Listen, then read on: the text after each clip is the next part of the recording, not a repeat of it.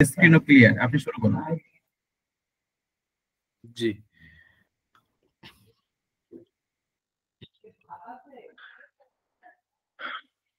আউযু বিল্লাহি মিনাশ শাইতানির রাজিম। বিসমিল্লাহির রহমানির রহিম। আজকে নভেম্বর মাসের 20 তারিখ 2024 সাল।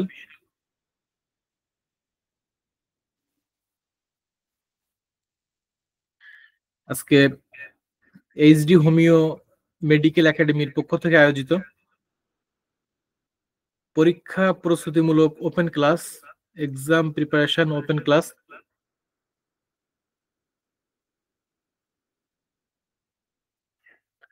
এই ওপেন ক্লাসে যে ফোর্থ ইয়ারের যে ক্লাসটি আছে আজকে, ডিএইচএমএস অনলাইন টিউশনের ফোর্থ ইয়ারের ক্লাসটি, এই ক্লাসটি অ্যাটেন্ড করতে পেরে মহান সৃষ্টিকর্তার কাছে অবনত মস্তকে শুকরিয়া আদায় করি, আলহামদুলিল্লাহ।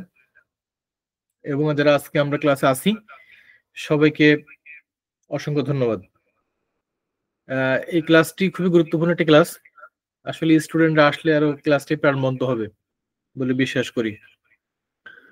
তো এই ক্লাসটিকে আজকে বেশ কিছু কলেবরে সাজানো হয়েছে, যেহেতু পরীক্ষার প্রস্তুতিমূলক কিছু দিক নির্দেশনামূলক কিছু কোশ্চেন থাকবে এবং কিছু অ্যাডভাইসগতভাবে কিছু থাকবে, যেগুলো পরীক্ষার জন্য খুবই উপকারী হবে বলে মনে করি।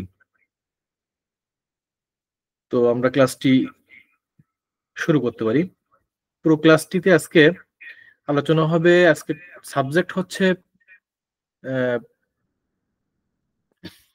Chronic disease. আজকে আমরা আলোচনা করব ক্রনিক ডিজিজ নিয়ে, এবং ক্রনিক ডিজিজের টোটাল ক্লাসটি জুড়ে আজকে আমি স্পিকার হিসেবে আছি ডক্টর গাজী সাব্বির আহমদ। আমি এই টোটাল ক্লাসটি 1 ঘন্টার ক্লাসটি পুরোটাই স্পিকার হিসেবে থাকবো ইনশাল্লাহ।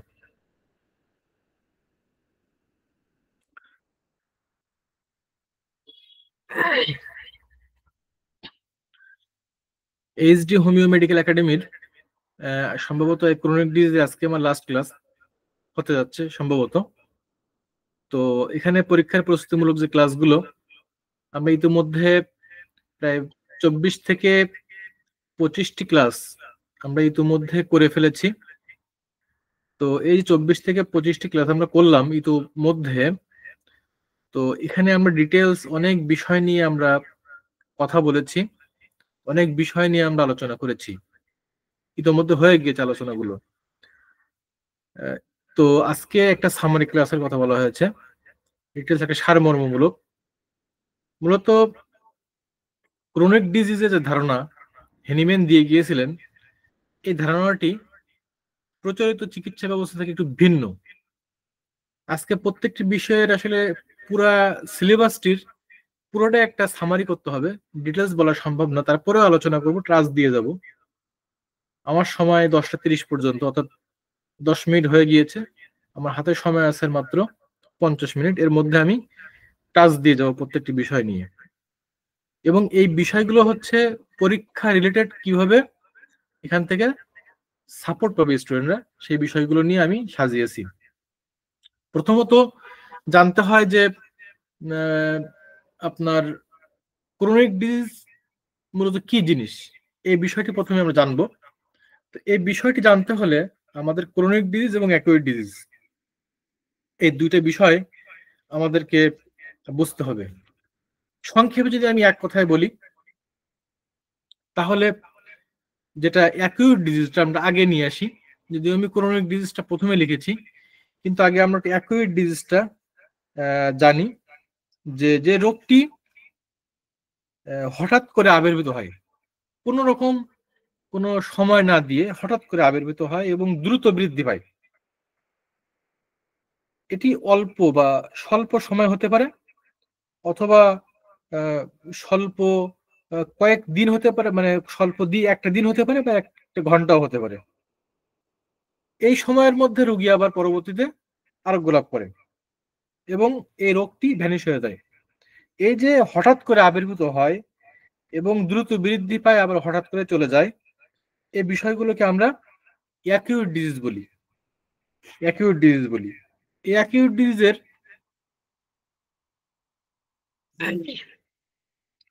যদি এক্সাম্পল দেই, আমি আগে বলেছি যে বিস্তারিত ব্যাখ্যা করার সময় না আজকে। যেমন হঠাৎ করে একজন একটা এলাকায় হঠাৎ করে দেখা গেল যে সর্দি জ্বর হয়েছে, হঠাৎ করে সকালে ভালো, দুপুরের দিকে সর্দি জ্বর, আবার বিকালে ভালো। অথবা হঠাৎ করে দেখা গেল যে পেট ফুলে গিয়েছে, মারা গিয়েছে হঠাৎ করে। এটাকে এই মানে অ্যাকিউট লেভেলের মধ্যে কয়েকটি ভাগ আছে। সেই ভাগের মধ্যে দেখা যাচ্ছে অনেক সময় দেখা যায় যে হাম হচ্ছে, হলো 2 দিন পরে আবার ভালো হয়ে গিয়েছে। এই যে হঠাৎ করে আবির্ভূত হওয়া, অ্যাকিউট হঠাৎ করে আবির্ভূত হয়ে হঠাৎ করে চলে যায়, এই বিষয়গুলোকে আমরা অ্যাকিউট হিসেবে ধরতে পারি এবং এগুলো খুব স্বল্পকাল হয়। ক্রনিক ডিজিজ কি জিনিস তাহলে? হোমিওপ্যাথিক কনসেপ্টে ক্রনিক ডিজিজের ধারণাটা এটা একটু ভিন্ন। তথাকথিত প্রচলিত যে ট্রিটমেন্ট পদ্ধতি রয়েছে তার থেকে হেনিম্যানের দেয়া যে ক্রনিক ডিজিজ, সেই ক্রনিক ডিজিজের ধারণাটা ভিন্ন। আমরা জানি হেনিম্যানের 2টা গ্রন্থ আছে, ক্রনিক ডিজিজ পার্ট 1 এবং ক্রনিক ডিজিজ পার্ট 2। এই পার্ট 1 এবং পার্ট 2 এখানেও কিন্তু ক্রনিক ডিজিজের বিস্তারিত ব্যাখ্যা হেনিম্যান করেছেন। তো আমরা যদি সংক্ষেপে এক কথায় বলি যে হেনিম্যানের দেয়া মায়াজম যে থিওরি, ক্রনিক মায়াজম থেকে যে রোগগুলোর সৃষ্টি হয় এবং ক্রনিক মায়াজম দায়ী যে রোগগুলোর জন্য, এবং এই ক্রনিক মায়াজম থেকে উদ্ভূত যে রোগগুলো, এই রোগগুলোই এই ব্যক্তিকে শেষ পর্যন্ত মৃত্যুর কিনারায় নিয়ে যায়। এই যে পরিস্থিতির সৃষ্টি হয় এটা হচ্ছে ক্রনিক ডিজিজ। আমরা উদাহরণস্বরূপ যদি বলি যে কিছু রোগের কথা বলি, যেমন অ্যাজমা, এই অ্যাজমাটি একটি ক্রনিক ডিজিজ। যদি ক্যান্সারের কথা বলি সেটা একটি ক্রনিক ডিজিজ। যদি বলা হয় পাইলস, এটি ক্রনিক ডিজিজ। যদি বলা হয় ইডিমা মানে শোথ হয়, সেটি কি? হাতে পানি জমে, পায়ে পানি জমে, এগুলো হচ্ছে ক্রনিক ডিজিজের মধ্যে পড়ে। আমরা যদি বলি জন্ডিস হয়েছে বা লিভার সিরোসিস হয়েছে, একটা সময় যে ডেভেলপমেন্টে লিভার সিরোসিস হয়, সেটাও কিন্তু ক্রনিক ডিজিজ।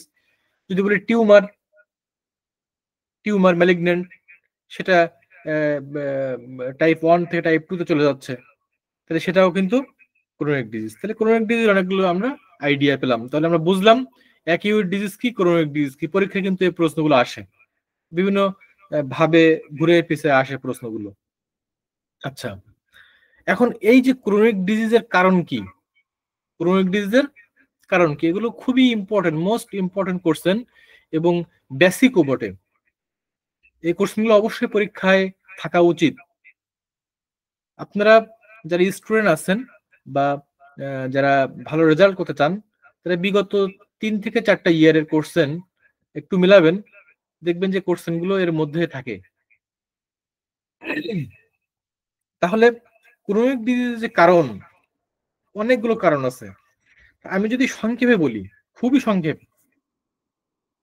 সংক্ষেপে যদি বলি, আপনারা যদি একটু বেসিকটা নেন, চিররোগের মূল কারণ 3টা: শরিক, সিফিলিটিক এবং সাইকোটিক ডায়াথিসিস। শরিক এবং সিফিলিটিক, সাইকোটিক ডায়াথিসিস। এরপরে আরো পরবর্তীতে আসছে টিউবারকুলিনাম, টিউবারকুলোসিস, সেটা পরবর্তীতে। কিন্তু এটা হচ্ছে মূল ভিত্তি রোগের। তাহলে এখন আমরা জানবো এইগুলোর শরিকের, সিফিলিসের এবং সাইকোসিসের ক্যারেক্টার কি, চরিত্রগত লক্ষণগুলো কি। এবং এগুলো কিন্তু আমি বলবো গুরুত্বপূর্ণ, হট 100% যে ইম্পর্টেন্ট আমরা বলি, সেই ধরনের কিছু আলোচনা পরীক্ষায় কিন্তু এখান থেকে কোশ্চেন থাকবে। তাহলে আমরা মানে যেটা সোরা বলি আমরা বা শরিকের বলি, এইটার যে চরিত্রগত কিছু কি বলে এটা, সিমটমস বা ক্যারেক্টারিস্টিক্স যে চরিত্রগত যে বিষয় সেগুলো কি কি, এগুলো দেখে একটু আমরা একটু দৃষ্টিপাত করি। তাহলে দৃষ্টিপাত করে দেখবো যে সোরার রোগীরা কি করে। এদের চরিত্রটা এরকম যে সোরার রোগীদের হাতে পায়ে জ্বালা করে। সোরার রোগীদের মুখমণ্ডলে তাপ থাকে, একটা তাপের উচ্ছ্বাস থাকে। গায়ের যে চামড়া আছে সেটা অস্বাস্থ্যকর এবং রুক্ষ এবং কেমন যেন খসখসে। এটা হচ্ছে সোরার রোগীদের চরিত্রগত বা চারিত্রিক লক্ষণগুলোর মধ্যে একটি। আরেকটি কি, সোরার রোগীদের চুলগুলো কিন্তু খুব শুষ্ক হয়। এই চুলগুলো খুব সুন্দর হয় না, চাকচিক্য হয় না, শুকনো শুকনো থাকে, ঘাম বেশি হয় না, কিন্তু অকালে চুল পাকে এদের। অল্প পরিমিত স্থানে টাক পড়ে। কাদের? শরিক রোগীদের। অল্প জায়গায় মাথার মাঝখানে টাক পড়ে। এটা হচ্ছে শরিক রোগীদের চরিত্রগত লক্ষণের মধ্যে আরেকটি কি হয়, এদের তীব্র মাথা ব্যথা থাকে। শরিক রোগীদের মাথা ব্যথা তীব্র, আরম্ভ হয়, স্টার্ট হয় সকালবেলা। বেলা যখন বৃদ্ধি হয়, বাড়ে, মানে বেলা বাড়তে বাড়তে এই মাথা ব্যথাটা বাড়তে থাকে। আবার সূর্য যখন অস্ত যায় তখন এই মাথা ব্যথাটা কমে যায়। তাহলে পেলাম লক্ষণগুলো। আচ্ছা, তাদের চোখের দৃষ্টিশক্তির কিছু দৃষ্টিভ্রম থাকে, তাদের চোখের দৃষ্টি একটু বিশৃঙ্খল থাকে এবং প্রবলেম থাকে। আচ্ছা, শরিকের রোগীদের মুখে, ম্যাক্সিমাম শরিক রোগীদের মুখে ব্রণ দেখা যেতে পারে। সবার যাবে বিষয়টা এমন না, তবে এদের ক্যারেক্টারিস্টিক্স, সিমটমস। বাচ্চারা চক, কয়লা, মাটি এগুলো খায় বা খাওয়ার ইচ্ছা পোষণ করে। এদের এই শরিক রোগীদের ক্ষুধা কিন্তু অনেক বেশি হয়, ক্ষুধাগুলো অনেক বেশি হয়, এবং তারা দুধ খেতে যেতে চায় না, এবং রাত্রে ক্ষুধার জন্য ঘুম ভেঙে যায়। এরকম কিছু লক্ষণ আমরা পাই। আরেকটা চমৎকার লক্ষণ, সোরা রোগীরা শীত কাতর হয়। শীতে রোগের বৃদ্ধি ঘটে এবং গরমে উপশম হয়। সোরার রোগীদের প্রায় ঠান্ডা লেগে থাকে, শরীরে প্রায় অল্পতেই ঠান্ডা লাগে। এবং এই এই সোরার রোগীরা এই যে নির্দিষ্ট সময় অন্তর তাদের রোগ লক্ষণ কিন্তু রিপিট করে, বারবার আসে। এদের মনের মধ্যে মানসিক চাঞ্চল্যতা দেখা দেয়, মানসিক একটা চাঞ্চল্যতা দেখা দেয়। মানে সোরার রোগীদের রোগটা কিন্তু মনের থেকে মূলত সূচনা হয়।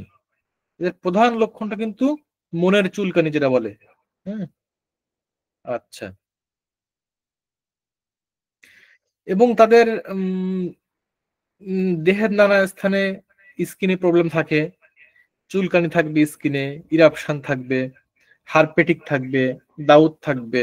হ্যাঁ, এইগুলো কিন্তু থাকে। কাদের? শরিকের কথা বলছি। আচ্ছা, শরিক রোগের কিন্তু স্পর্শগত টাইপের। এটা অতিমাত্রায় অনুভূতি প্রবণ, অল্পতেই অনুভূতি প্রবণ হয়ে পড়ে। এটি হচ্ছে শরিক রোগের ক্যারেক্টার বললাম। তাহলে আমরা এখন দেখব যে সিফিলিসের ক্যারেক্টার গুলো কেমন। তাহলে বোঝা গেল শরিক রোগীর অনেকগুলো ক্যারেক্টার রয়ে গেছে, এখনো সব তো বলা ওইভাবে সম্ভব না। একটু আমরা সিফিলিটিকের রোগীদের ক্যারেক্টারটা একটু দেখবো, সিফিলিটিকের রোগীদের ক্যারেক্টার কেমন।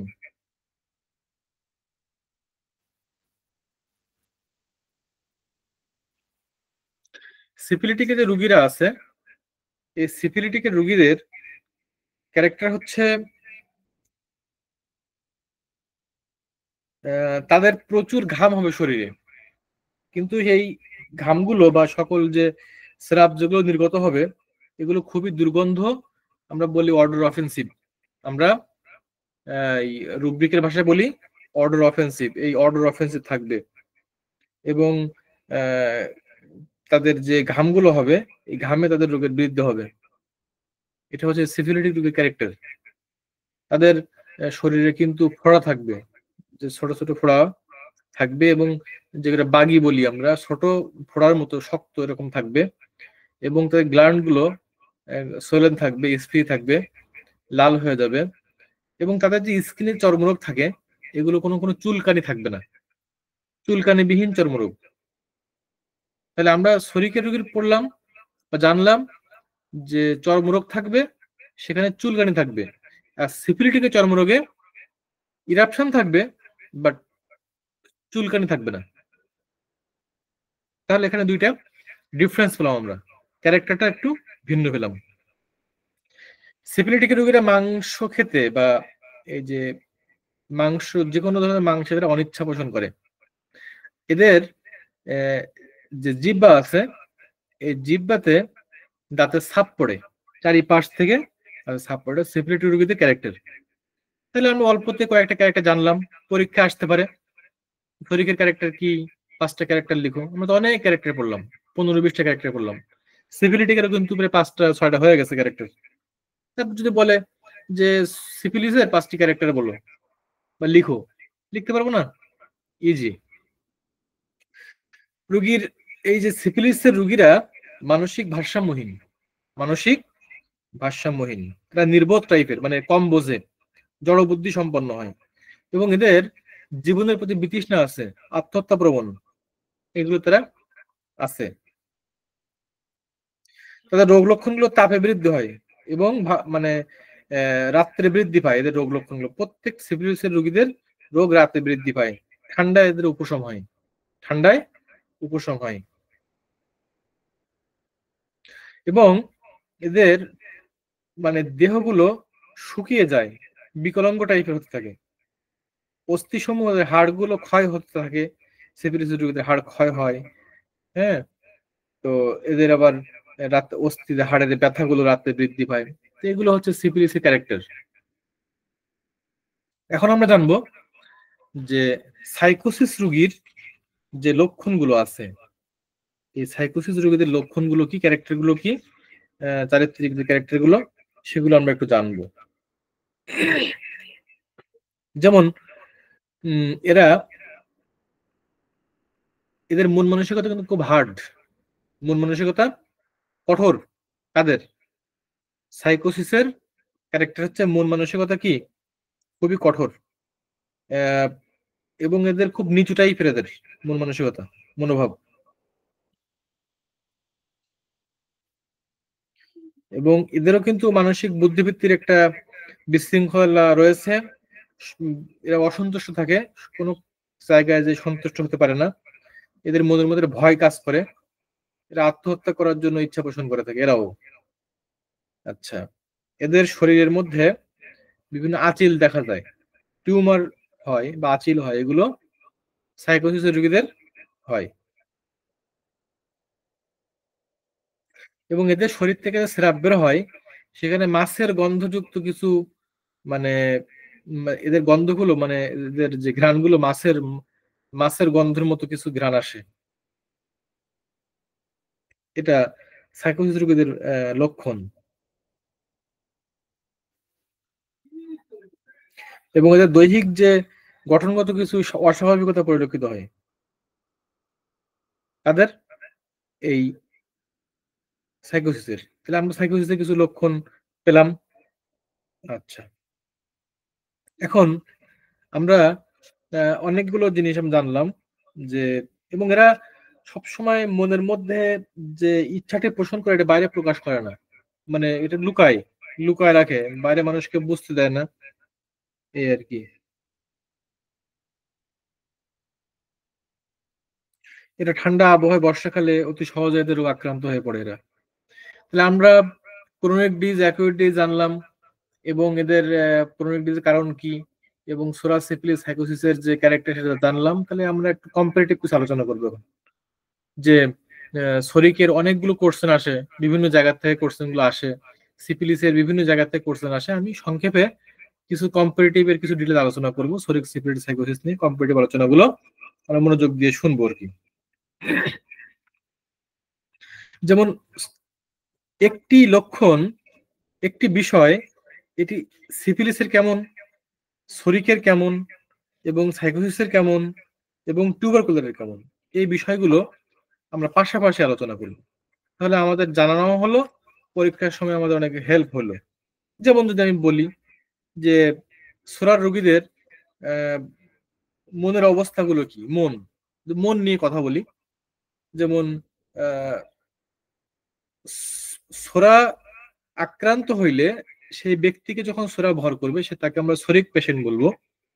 এ শরিক মানুষের মনকে কলুষিত করে দেয় এবং শরিকের যে রোগীদের বুদ্ধিটা অত্যন্ত তীক্ষ্ণ হয়, অনুভূতিশীল হয় এবং বিভিন্ন ধরনের কল্পনায় বিভিন্ন কাজে তারা এটা এটা কাজে পরিণত তারা করতে চায় না, শুধু চিন্তাই করে দেয়। তাদেরকে ভ্রান্ত দার্শনিক বলা হয়। সামান্য পরিশ্রম করলে তারা ক্লান্ত হয়ে পড়ে এবং তারা উৎকণ্ঠা, উদ্বেগ, ব্যর্থতার ভয় তারা করে। এটি হচ্ছে শরিকের মনের ক্যারেক্টার, মনের লক্ষণ। তাই সিফিলিসের কি? সিফিলিস আগেই বললাম, একটু বোকাটে, একটু স্থূল বুদ্ধির, এরা একটু নিজেরা আত্মহত্যা প্রবণতা রয়েছে এবং ঠান্ডা মাথায় কোনো মূল্যবান জিনিস ধ্বংস করে, ভেঙে ফেলে। এদের রাগ বেশি হয়, এদের সেরাপ, এটা তাদের মনের চরিত্র। সাইকোসিসের মনটা কেমন? এই সাইকোসিসের মনটা হচ্ছে অত্যন্ত সন্দেহপূর্ণ, গোপন প্রিয়, অসহিষ্ণু। তিনটা কথা: সন্দেহপূর্ণ, গোপন প্রিয়, আর কি অসহিষ্ণু। ক্লিয়ার? আচ্ছা, এরা সাইকোসিসে হিংস্র টাইপের হয়। এরা সত্য কথা বলে না। এরা কথা বললে, প্রশ্ন করলে উত্তর দেয় দেরিতে, আস্তে আস্তে। এবং এরা কোনো কিছু মানে মনোযোগী হয় না, অমনোযোগী টাইপের থাকে। কারা? এই সাইকোসিস। তাহলে আমরা মনের তিনটা সেকশনের মন জানলাম। আচ্ছা, আর এই তিনটা সেকশনের সমন্বিত হচ্ছে টিউবারকুলার। এই সবগুলো লক্ষণ টিউবারকুলার আমি পাবো, তাহলে ওটা আমি নাই বললাম। আচ্ছা, এখন আমরা জানবো যে এই শরিকের এই শিরপীড়া, মানে এই শিরপীড়াটা কেমন, এবং সিফিলিসের শিরপীড়া কেমন, সাইকোসিসের শিরপীড়া কেমন।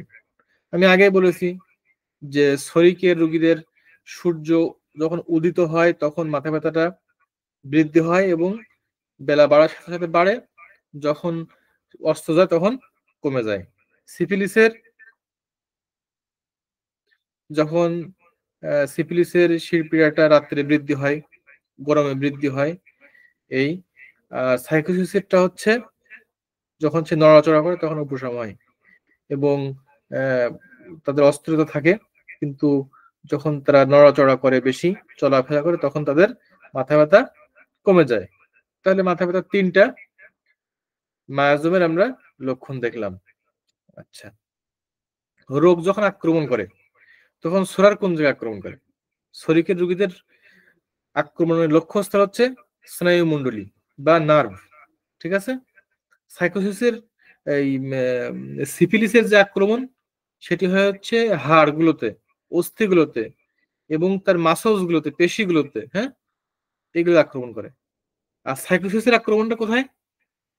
হার্টে, ঠিক আছে, রিবসে এবং যে মেল এন্ড ফিমেল জেনিটালিয়া।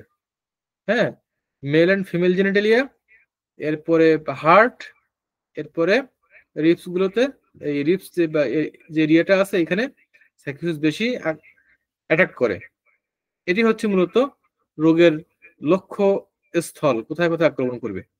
তাহলে বুঝলাম। আচ্ছা, এখন এদের মুখের স্বাদ কেমন? সোরার রোগীর স্বাদ টক, মিষ্টি, তিতা, তিক্ত। টক, মিষ্টি, তিক্ত বা তিতা। আর সিফিলিসের স্বাদ কেমন?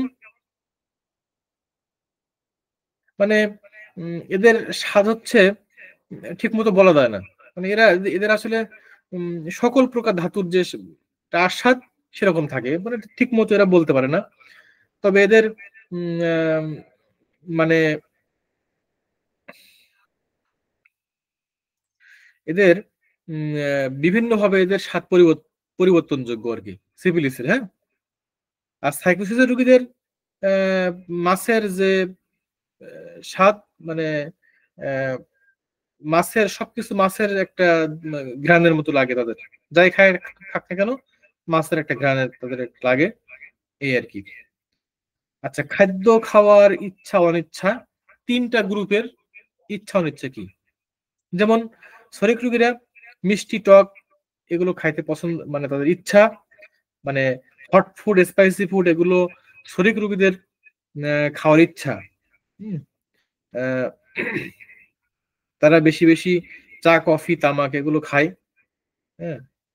আচ্ছা, সিফিলিস রোগীদের মাংস খাইতে ইচ্ছা, মানে মাংস খেতে তারা চায় না সিফিলিস রোগীরা।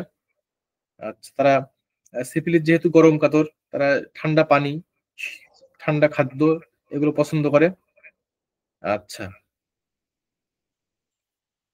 এরপরে সাইকোসিস রোগীদের তারাও খুব মানে গরম খাওয়ার এগুলো তারা তারা উপশম বোধ করে সেগুলোতে, এবং তারা যে মদ খেতে চায়, হ্যাঁ, চর্বিযুক্ত মাংস এগুলো তারা পছন্দ করে।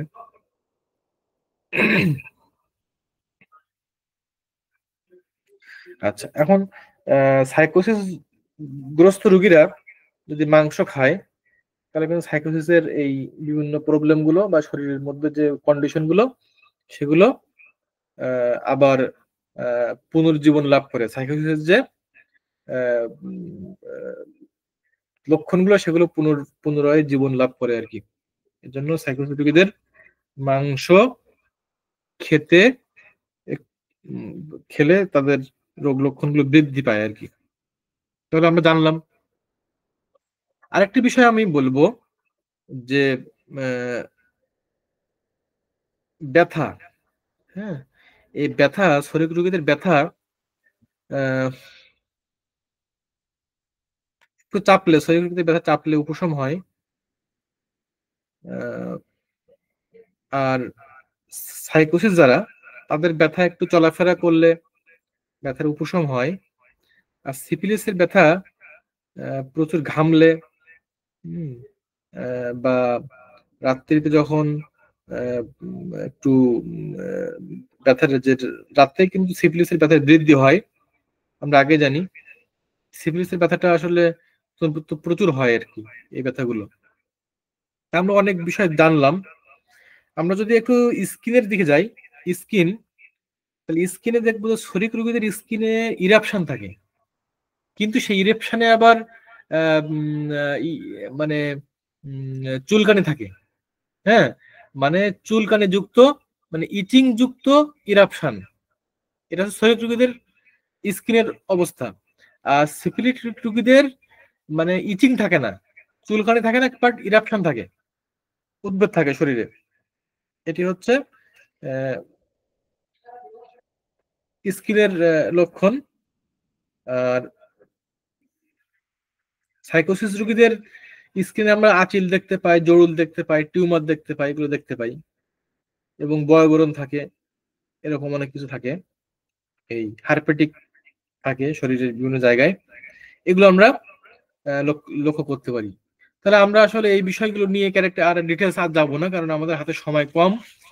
অলরেডি আমাদের হাতে সময় আছে মাত্র 25 মিনিট, এর মধ্যে আমাদের শেষ করতে হবে। আর আমরা কিছু বিষয় কথা বলবো, যেমন আসলে শেষ করেও হয় না। হ্যাঁ, অনেক বিষয়গুলো বাদ পড়ে যাচ্ছে, এগুলো আজকে সামারি ক্লাস তো, এজন্য আমরা একটু টাচ দিয়ে যাচ্ছি। এখন আমরা কিছু মেডিসিনের লিস্ট আমরা জানবো, যে সাম মেডিসিন লিস্ট অফ সোরা সিফিলিস অ্যান্ড সাইকোসিস। তাহলে আমরা সোরার কিছু মেডিসিনের আমরা লিস্ট আমরা জানবো, এগুলো পরীক্ষা আসবে। যেমন শরিকের কয়েকটি মেডিসিন নাম বলো, এরকম ভাবে কোশ্চেন থাকবে। তাহলে সেই যদি আমরা এগুলো দেখি যে শরিক কিছু মেডিসিন হচ্ছে যেমন সালফার, সিপিয়া, সরিনাম, এই মেডিসিন গুলো খুব গুরুত্বপূর্ণ। সাইলেশিয়া, আর্সেনিক অ্যামালবাম, আর্সেনিক আয়োড, আয়োডিনাম, ট্রামিওর, ল্যাকেসিস, হিপারসালফ, এগুলো হচ্ছে অ্যান্টিসোরিক মেডিসিন। আচ্ছা, এখন এই সোরা হইতে কি কি রোগ হতে পারে? এই কোশ্চেনটা আমি হয়তো এখানে তুলি নাই, কিন্তু আমরা একটু আলোচনাটা করে যাই। অনেকগুলো রোগ উৎপন্ন হতে পারে, পরীক্ষা আসতে পারে। যেমন কি হতে পারে? পেট ফাঁপা হতে পারে, ডায়রিয়া হতে পারে, অ্যাসিডিটি হতে পারে, চুলকানি যুক্ত চর্মপীড়া হতে পারে, এরপরে হচ্ছে স্তন প্রদাহ হতে পারে, এরপরে হচ্ছে আপনার কোষ্ঠবদ্ধতা হতে পারে, কনস্টিপেশন হতে পারে, এরপরে ইডিমা হতে পারে, চোখ এবং নাক হইতে পানি আসতে পারে, এরপরে সর্বঙ্গ হতে পারে, অনেক অনেক রোগ হতে পারে। এখন তাহলে সিফিলিসের মেডিসিন কি কি, যদি আমরা সেদিকে একটু দেখি, সিফিলিসের মেডিসিন কি কি, সেখানে আমরা যদি দেখি তাহলে কয়েকটি মেডিসিন আমরা পাবো। সেটি হচ্ছে মানে এই মেডিসিনগুলো প্রয়োগ করলে সিফিলিসের এন্টিতে কাজ করবে। সেগুলো হচ্ছে ওরাম metallicum, acid nitricum, কেলিকার, merc sol, syphilinum, hepar sulphur, এগুলো কিন্তু সব অ্যান্টিসিফিলিটিক মেডিসিন। ল্যাকেসিস, এরপরে টিউবারকুলিনাম, ওরামিওর, কেলিয়ায়োড, এই মেডিসিনগুলো কি সবই হচ্ছে আপনার অ্যান্টিসিফিলিটিক মেডিসিন। তাহলে এখন জানবো সাইকোসিসের কিছু মেডিসিনের কথা। সাইকোসিসের মেডিসিনগুলো কি হতে পারে? যেমন হতে পারে আর্সেনিকাম অ্যালবাম, পোস্টিকাম, কেলিসালফ হতে পারে, টিউবারকুলিনাম, থুজা, ট্রাইমিওরিক, সবই ডিপ অ্যাক্টিং মেডিসিন। হ্যাঁ, পাইরোজেনিয়াম, মেজেরিয়াম, সবই ডিপ অ্যাক্টিং মেডিসিন। মেডোরিনাম এবং লাইকোপোডিয়াম, এই সবই হচ্ছে ডিপ অ্যাক্টিং মেডিসিন। এবং এই সাইকোসিসে কি কি রোগ হতে পারে, যদি আমরা এইগুলো কাজ দিয়ে যাই, সাইকোসিসে যে রোগগুলো হতে পারে সেগুলো হচ্ছে হার্টের রোগ, অ্যাজমা, হুপিং কাশি, এরপরে বাত হতে পারে, এরপরে মেমব্রেনের যে যেমন মেনিনজাইটিস হতে পারে, এরপরে খিঁচুনি হতে পারে, অনেক মেরুদণ্ডের অনেক সময় স্থায়ী ব্যথা হতে পারে। হ্যাঁ, এরপরে বিভিন্ন জায়গায় পুজহীন যে ব্রণগুলো হয় সেগুলো হতে পারে, স্নায়বিক দুর্বলতা হতে পারে, এরকম করে অসংখ্য রোগ হতে পারে, অসংখ্য রোগ। তাহলে আমরা কয়েকটি রোগ জানলাম। সাইকোসিস হতে যে রোগগুলো আবির্ভাব হয় তার মধ্যে আমি আগেই বলেছিলাম যে মেরুদণ্ডের যে ব্যথা, স্থায়ী ব্যথা, এরপরে পুজহীন যে ব্রণগুলো হয়, অকারণে লিঙ্গ উচ্ছ্বাস হচ্ছে, হ্যাঁ, এরপরে গর্ভস্রাব হচ্ছে, হুপিং কাশি হচ্ছে, অ্যাজমা হচ্ছে, ঠিক আছে, কাশি হচ্ছে, এরপরে হার্টের যে দুর্বলতা, সবগুলো কিসের জন্য? সাইকোসিসের কারণে হচ্ছে। তাহলে মেডিসিন তো আমি আগেই বলে দিয়েছি, অনেকগুলো মেডিসিন বলে দিয়েছি, এগুলো কিন্তু আমরা পরীক্ষা পাবো, ঠিক আছে। এবং খুবই ডিপ অ্যাক্টিং কিছু মেডিসিন আমি আবারও বলে দিচ্ছি, যেমন লাইকোপোডিয়াম সাইকোসিসের medicine, medorrhinum, mezereum, pyrogenium, natrum mur, thuja, tuberculin, সবই কিন্তু deep acting medicine. Arsenicum album, কেলিসাল, পোস্টিকাম, সর্বোপরি টিউবারকুলিনাম, এই সবই কিন্তু সাইকোসিসের মেডিসিন, ডিপ অ্যাক্টিং মেডিসিন। আচ্ছা, আমরা সামনে আগাই, আমাদের হাতে সময় আছে আর মাত্র 20 মিনিট। এই 20 মিনিটে আমাদের স্লাইড শেষ করতে হবে। যেমন মিক্সড মায়াজম কি এবং তাদের ট্রিটমেন্ট কি। Mixed miasm, what is mixed miasm, Mishra miasm কি এবং তাদের চিকিৎসা। তাহলে আমরা যদি সামনের দিকে আগাই, তাহলে আমরা দেখবো যে মিশ্র মায়াজম কি। আমরা এতক্ষণ শরিক, সিফিলিটিক এবং সাইকোসিসের ডিফারেন্সিয়াল কিছু আলোচনা করেছি, কম্পারেটিভ কিছু আলোচনা করেছি। তো এই সব মায়াজম যখন আপনার একত্র আসবে, আমি এক কথা যদি বলি, সকল মায়াজম গুলো যদি লক্ষণগুলো একত্র হয় সেটা মিক্স মায়াজম, অথবা এক বা একের অধিক, অথবা দুইয়ের অধিক, তিনটা মায়াজম একত্র হতে পারে, অথবা দুইটা মায়াজম একত্র হতে পারে, অথবা তিনটা একত্র হতে পারে। এরকম যদি মিক্সড হয়, মানে একত্রিত হয় লক্ষণগুলো দুইটা মায়াজমের, যেমন এক্সাম্পল স্বরূপ শরিক এবং সিফিলিটিকের লক্ষণগুলো মিলিত হয়েছে, এটা মিক্সড মায়াজম। অথবা সিফিলিটিকের সাথে শরিক প্লাস সাইকোসিস মিলিত হয়েছে, লক্ষণগুলো অ্যাডজাস্ট হয়ে গিয়েছে, এটি মিক্সড মায়াজম, ঠিক আছে। আমি এক কথায় বললাম, এগুলো আপনার একটু দেখে নিন। তো এখন এটা ট্রিটমেন্ট কি হবে? এটা ট্রিটমেন্ট কি? তো আমরা জানি যে লক্ষণে আসুক না কেন তার সঙ্গে ছড়া বিদ্যমান থাকে, ছড়া বিদ্যমান থাকে। কিন্তু আমরা যখন ট্রিটমেন্টের আওতায় আনবো কোনো পেশেন্টকে, তখন যে মায়াজম এর লক্ষণটি বা যে লক্ষণগুলি প্রবল আকার ধারণ করেছে রোগীর মধ্যে, সে যে মায়াজমের হোক না কেন বা সে যে ক্রনিক ডিজিজের যে স্টেজে থাকুক না কেন, সেই স্টেজে মেডিসিনের প্রয়োগ করব লক্ষণ সাদৃশ্যে। এবং তাকে এটা প্রয়োগ করতে করতে মেডিসিনের লক্ষণ চেঞ্জ হতে পারে, মেডিসিন পরিবর্তন হতে পারে, মেডিসিন একাধিক মেডিসিন আসতে পারে পর্যায়ক্রমে। আমরা সবসময় চেষ্টা করব সিঙ্গেল মেডিসিন দেওয়ার জন্য, তাহলে পরবর্তী মেডিসিনের রূপরেখা আমরা পাবো এবং পরবর্তী মেডিসিন প্রয়োগ করার পরে আরো একটি মেডিসিনের রূপরেখা পাবো। এট লাস্টে যে আমরা সরিক মেডিসিন দিয়ে এটার সমাপ্তি, পরিসমাপ্তি ঘটাতে হবে। এটি হচ্ছে সংক্ষেপে আমি ট্রিটমেন্টের কথা বলে দিলাম। আমাদের হাতে সময় খুবই কম, তাহলে যে প্রশ্নগুলো নিয়ে কথা বললাম বা যে টপিকস গুলো নিয়ে কথা বললাম এর মধ্যেই কোশ্চেন গুলো নিহিত আছে। খুবই একটি চমৎকার কিছু টপিকস নিয়ে, এগুলো গুরুত্বপূর্ণ। আমরা এখন জানবো যেমন কিছু বিক্ষিপ্ত কিছু প্রশ্ন চলে আসে, এই প্রশ্নগুলো আসলে জানা দরকার। সর্বোপরি আমরা এগুলো নিয়ে কথা বলবো। যেমন অ্যান্টিডোট মেডিসিন কি, হোয়াট ইজ অ্যান্টিডোট মেডিসিন? এই অ্যান্টিডোট মেডিসিন কি জিনিস, এটা আমি পরীক্ষায় প্রশ্ন দেখেছি যে এই প্রশ্নগুলো আসে হঠাৎ করে। এই ক্রনিক ডিজিজের মধ্যে দেখা গেছে যে সেটের মধ্যে দুইটা ক্রনিক ডিজিজের প্রশ্ন দিয়ে সাপ্লিমেন্টারি কিছু প্রশ্ন দিয়ে দেয়, একটা করে দিয়ে দেয়, এগুলো বেসিক থেকে দিয়ে দেয়। তাহলে অ্যান্টিডোট মানে কি? ক্রিয়ানাশক। তাহলে একটি মেডিসিন যদি ভুল করে প্রেসক্রাইব হয়ে যায় বা দেওয়ার পরে রোগীকে প্রেসক্রাইব করার পরে ডাক্তার মনে করেছে যে এটি হয়তোবা না দিলেই ভালো হতো, তখন ওই মেডিসিনের ক্রিয়া নষ্ট করার জন্য যে মেডিসিন গুলো আসে, ক্রিয়ানাশক মেডিসিন, এগুলো অ্যান্টিডোট মেডিসিন। অনেক এরকম আমাদের মিলার রিলেশনশিপে এরকম আমরা অ্যান্টিডোট মেডিসিন পাবো। একটা মেডিসিনের এগেনস্টে ক্রিয়ানাশক অনেকগুলো মেডিসিন আছে, সেগুলো আমরা পাবো। তাহলে আমরা এগুলো জানলাম, বেসিক, এগুলো সম্পূর্ণ বেসিক। তো এগুলো আমাদের একটু জানতে হবে। এরকম অসংখ্য প্রশ্ন আছে, যেমন প্রশ্ন হতে পারে যে what are the side effects of vaccination, যে টিকা দিলে টিকার কুফলগুলো কি। তারপরে আমরা তো এগুলো জানি, এগুলো সম্পূর্ণ বেসিক। আমার হাতে সময় খুবই কম, আর মাত্র 16 মিনিট সময় আছে, আমার 10:30 শেষ করতে হবে। যেমন টিকার অনেকগুলো কুফল আছে, আমরা জানি টিকার কুফলে আমাদের অনেক মেডিসিন আছে, থুজা মেডিসিন প্রয়োগ করতে হয়, সাইলেশিয়া প্রয়োগ করতে হয়, এগুলো আমরা জানি। তাই টিকার কুফলগুলো কি? টিকা, আজকে করোনা ভাইরাসের টিকা দেওয়া হয়েছে, আজকে আমাদের শরীরের মধ্যে দেখা গেছে যে অ্যালার্জি হচ্ছে, অ্যাজমা হচ্ছে, এরপরে অনেকে বিকলাঙ্গ শিশু জন্ম হচ্ছে।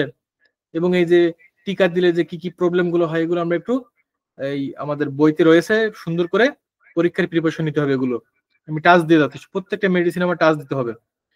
এখন আমরা জানবো যেমন একটা কোশ্চেন খুবই গুরুত্বপূর্ণ, পরীক্ষা এগুলো আসে, যেমন হোয়াট ইজ প্যাথোলজি, মানে প্যাথোলজিটা কি জিনিস, the importance of pathology in medical work, মানে চিকিৎসা ক্ষেত্রে প্যাথোলজির ভূমিকাটা কি। এই প্রশ্নটা খুবই গুরুত্বপূর্ণ, এগুলো আসে পরীক্ষায়। তাহলে প্যাথোলজির আমি যদি এক কথায় বলি, এখন তো আর ওইভাবে তো ব্যাখ্যা করা যাবে না। যেমন যে চিকিৎসা বিজ্ঞানের একটা পার্ট হচ্ছে প্যাথোলজি।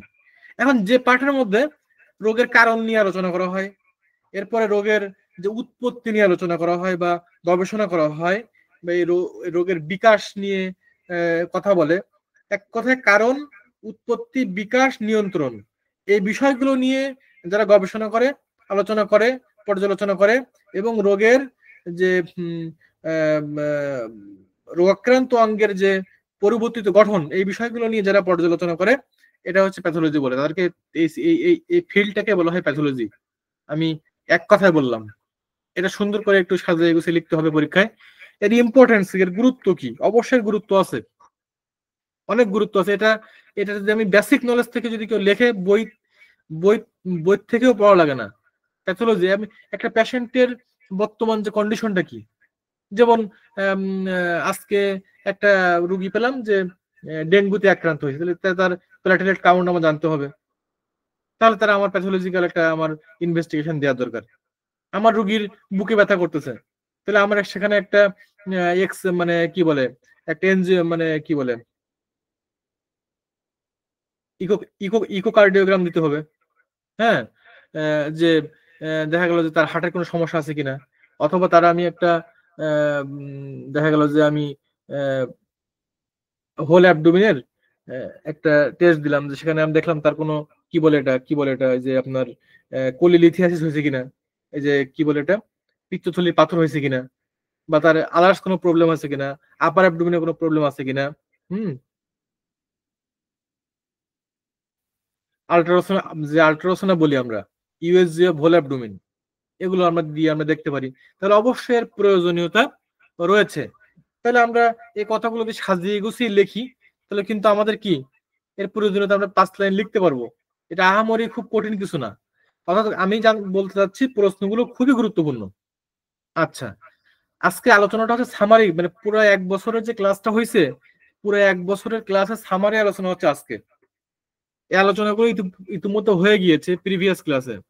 ব্যাকটেরিয়া এবং প্যাথোলজির মধ্যে পার্থক্য কি, ব্যাকটেরিয়া কি, প্যাথোলজির মধ্যে এগুলো পার্থক্য এগুলো রয়েছে। যেমন ব্যাকটেরিয়াটা হচ্ছে একটি ক্ষুদ্র, হ্যাঁ, একটি এককোষী জীব, ঠিক আছে। আর প্যাথোলজি কি, প্যাথোলজি হচ্ছে যে যেখানে রোগের যে কি বলে রোগের বেসিক নিয়ে আলোচনা করা হয়। হ্যাঁ, যেমন রোগ নির্ণয়, রক্ত পরীক্ষা, ধাতু পরীক্ষা, এগুলো গবেষণা করা হয়, এগুলো প্যাথোলজির কাজ। ব্যাকটেরিয়াটা এক জিনিস, প্যাথোলজিটা আরেক জিনিস। এগুলোর রিলেশন লিখতে হবে, এগুলোর ডিফারেন্স লিখতে হবে, এগুলোর দুটো ফিল্ড কি সেই দুটো লিখতে হবে। এগুলো কিন্তু আহামরি কঠিন কিছু না, ঠিক আছে। যেমন এখানে মনে করেন যে প্যাথোলজিতে যেমন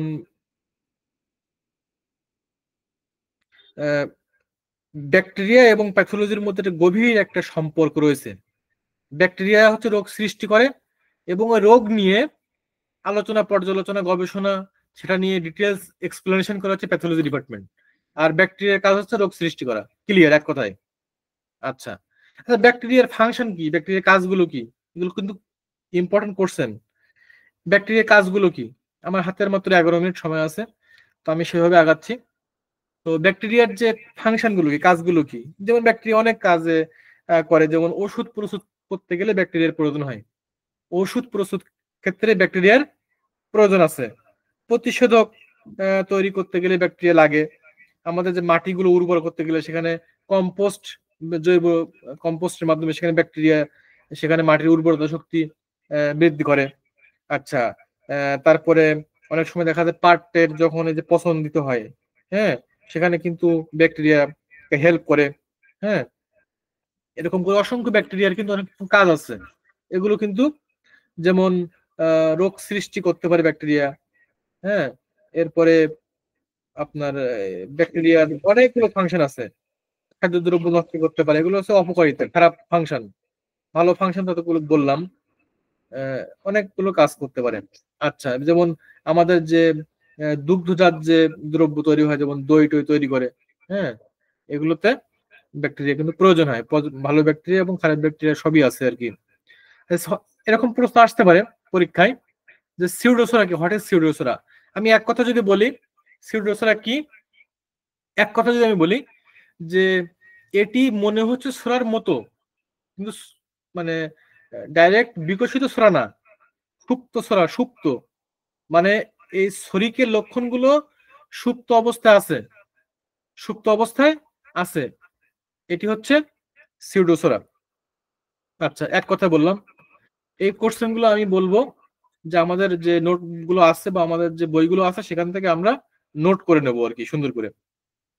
আচ্ছা, এখন এরকম অসংখ্য কোশ্চেন আসতে পারে, যেমন সোরা first appearance in the mind, মানে মনের, মানে কি বলে এটা, মানে এটা হতে পারে যে সোরার প্রথম প্রকাশ মনে, মনের মধ্যে সোরার প্রথম প্রকাশ, এটা ব্যাখ্যা করো।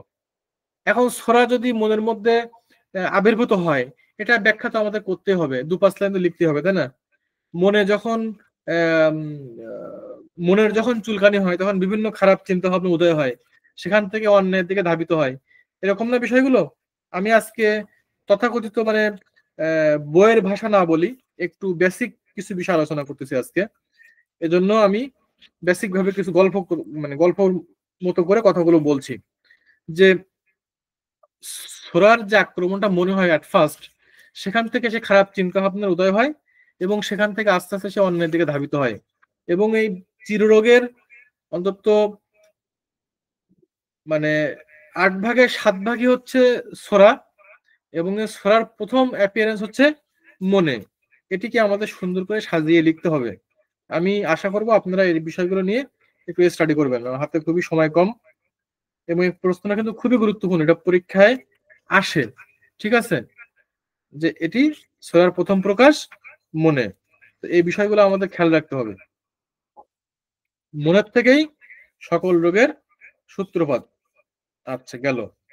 আমি সামনে আগাচ্ছি। যেমন কিছু শর্ট নোট আসে, যেমন ম্যালিগনেন্ট টিউমার। ম্যালিগনেন্ট টিউমার, এখন এই টিউমারের বিষয়ে আমরা অনেক কিছু জানি, যে টিউমারের স্টেজ কয়টা, কি টিউমার কেন হয়, এই সাইকোসিস প্রবণতা থাকলে এখান থেকেও হতে পারে। যে টিউমারের কিছু ক্লাসিফিকেশন হতে পারে, যেমন টিউমার যদি মাংসে হয় তাহলে কি বলা হয়, তাকে মায়োমা বলা হয়। টিউমারটা যদি ইসে হয়, ব্রেনে হয়, নিউরনে হয়, তাহলে আমরা কি বলি, নিউরোমা বলি। হ্যাঁ, তারপর এরকম দেহে প্রায় 6-7টা জায়গায় টিউমার হয়, 7 ধরনের নাম আছে। টিউমারটা এই জিনিস, এই টিউমারটা হইলে এটা মূলত হোমিওপ্যাথিক কনসেপ্টে, ক্রনিক ডিজিজের কনসেপ্টে সাইকোসিস থেকে হয়। এভাবে আমরা 5-6 লাইন বা 1 পেজ আমরা লিখে দিলাম। এটা এখান থেকে 5 মার্ক থাকে আর কি, 3টা লিখতে হয় 15 মার্কসের। যেমন মেডিসিনাল গ্রোথ, মানে কি বলে এটা, মেডিসিন মানে মানে ওষুধের বৃদ্ধি। যেমন কিছু কিছু মেডিসিন খেলে সেখান থেকে বৃদ্ধি হয়, কেন হয়, কিভাবে হয়, এই বিষয়গুলো টাচ করতে হবে। কিছু বিষয় লিখতে হবে। কখন মেডিসিনের বৃদ্ধিটা হয়, মেডিসিন খাওয়ার পরে রোগের বৃদ্ধি হয়, কেন হয়, আর এটা হচ্ছে কেন, আমাদের ক্রনিক ডিজিজের কনসেপ্ট কি বলে, এই বিষয়গুলো কিন্তু টাচ করতে হবে। এরকম এই কোর্সগুলো খুবই গুরুত্বপূর্ণ। তারপরে আরো কিছু বিষয় থেকে যায়, যেমন আমরা যদি বলি যে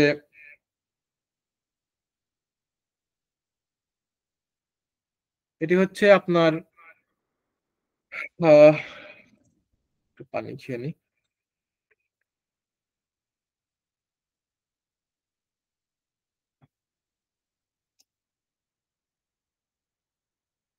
দুঃখিত, আমি একটু 1 মিনিট সময় দিলাম একটু পানি খাওয়ার জন্য। এনিওয়ে, আমাদের সময় শেষ। তো আমরা এখন যে বিষয়টি নিয়ে কথা বলছি সেটি হচ্ছে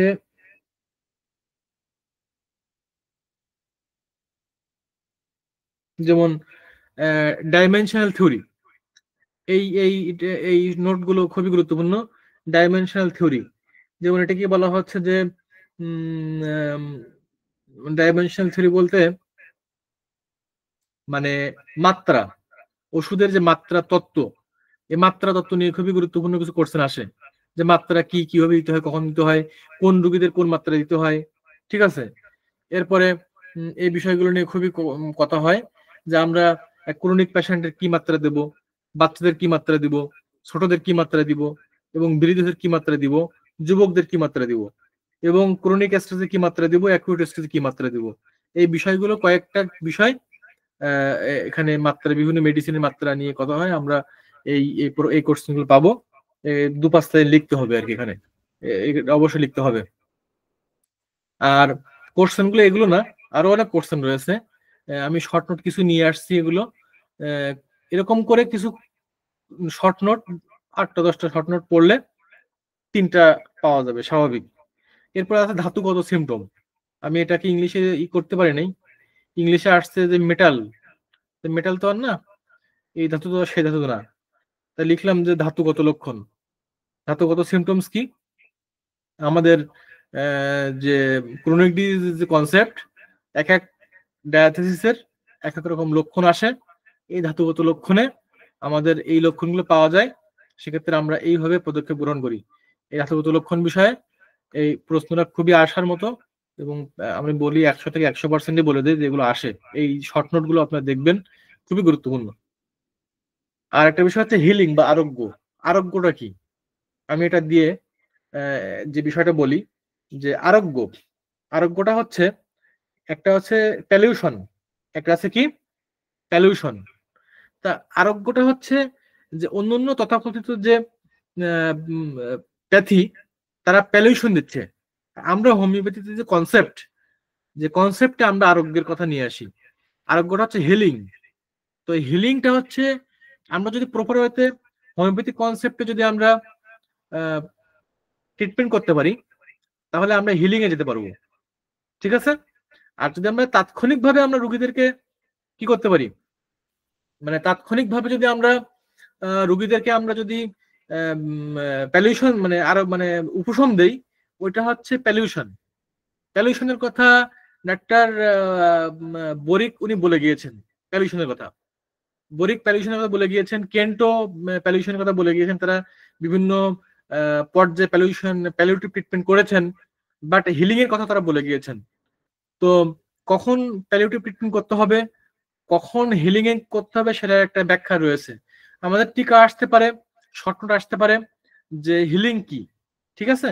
তো হিলিং কি, তো হিলিং এরটা আমাদের এইভাবে 2-5 লাইন লিখতে হবে যে হিলিংটা কি, আরোগ্যটা কি, পিওর আরোগ্য কি জিনিস, কিভাবে হয়, কেমন করে হয়। আরেকটা বিষয় আমি বলবো যে আমরা একটি কোশ্চেন বিভিন্ন ভ্যারাইটিতে আসে, একটি কোশ্চেন বিভিন্ন ভ্যারাইটিতে আসে, মানে কথাগুলোর শব্দ চয়ন ঘুরায় দেওয়া হয়।